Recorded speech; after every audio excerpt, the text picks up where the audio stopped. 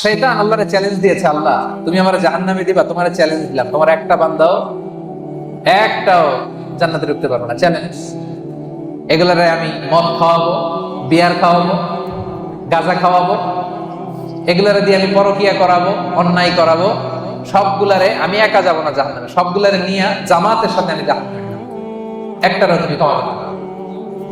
Challenge দিছে কারে? কে দিছে?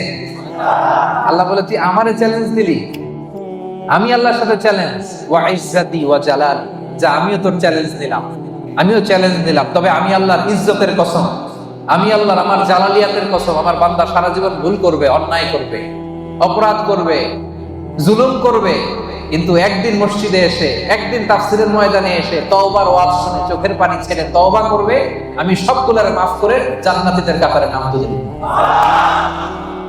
এখন আমি জান্নাত দিব, তুই কি করবি বল?